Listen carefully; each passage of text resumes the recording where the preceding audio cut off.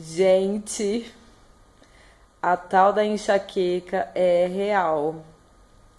Ela me pegou ontem e só hoje, agora, que eu tô conseguindo abrir o olho. E mesmo assim ainda tá aquela dorzinha ali no fundo do olho.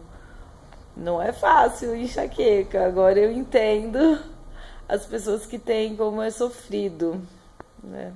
Espero que ela nunca mais volte essa enxaqueca. Mas vamos falar do blog. É por isso que eu vou deixar de postar aqui no blog hoje. Há uns 3 dias atrás eu comecei a falar sobre o processo criativo. Hoje é o dia 150, se não me engano, do blog. E até hoje eu não falei do processo criativo, como que eu e a Nila, como que nós criamos os livros do Mister Uni, as histórias, né? E há uns 3 dias atrás eu coloquei um post do livro falado.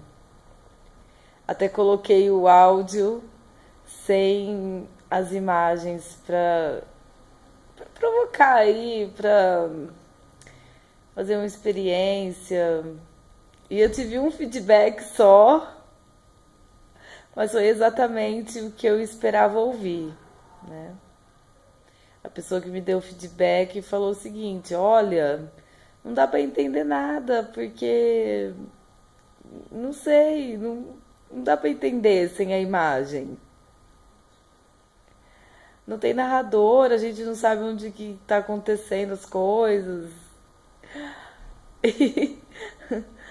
E era justamente isso que eu queria provocar quando eu coloquei o livro falado, porque a narrativa das histórias que a gente criou são narrativas que não têm narrador mesmo.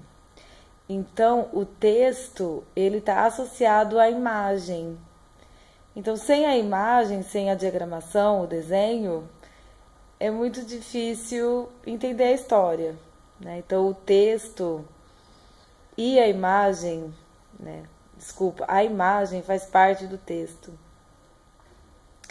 No caso do Mister Uni, não foi uma coisa que a gente planejou, vamos escrever um livro sem narrador. Não, eu só me dei conta que não tinha narrador. Agora, alguns meses atrás, quando eu comecei a fazer, participar de cursos, de encontros, de contação de história, né? Que aí eu fui perceber as diferenças de narradores, a importância do narrador. E eu olhei para o Mister Uni e falei, puxa, é verdade, o Mister Uni não tem narrador. Então essa é uma das características da nossa narrativa, né?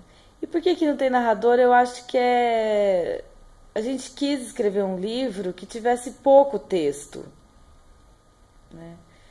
Tanto é assim que as crianças, elas leem o livro em 5 minutos, porque não tem muito texto. Então isso foi proposital, né?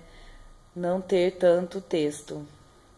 E o processo criativo também foi um pouco diferente do que costuma ser os livros, porque a gente não escreveu a história e depois entregou para um diagramador fazer a ilustração. Como a minha irmã Nila, ela fez a ilustração, foi ela que desenhou, então a gente se reuniu e foi fazendo tudo junto, a história e o desenho. Então não teve essa etapa, né, de passar para o diagramador e ele. Então foi uma coisa integrada. É um processo até bem diferente do que a gente vê descrito por aí. E a gente começou a escrever cada história, a gente escreveu em 3 dias.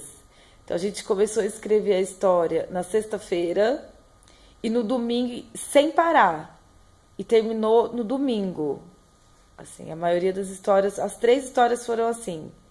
Só que entre uma história e outra teve um intervalo de 6 meses, né? Que foi aquele intervalo para pesquisar o conteúdo da próxima história, do próximo livro, que foi um intervalo para fazer, para colorir a imagem, para passar para o computador, para escanear, passar para o computador, diagramar. Enfim, um dia desses eu mostro para vocês um pouco mais de como que foi esse processo, tá bom? Então hoje agora eu vou me retirar, vou tomar meu chazinho e tentar dormir. Faz 2 noites que eu não durmo.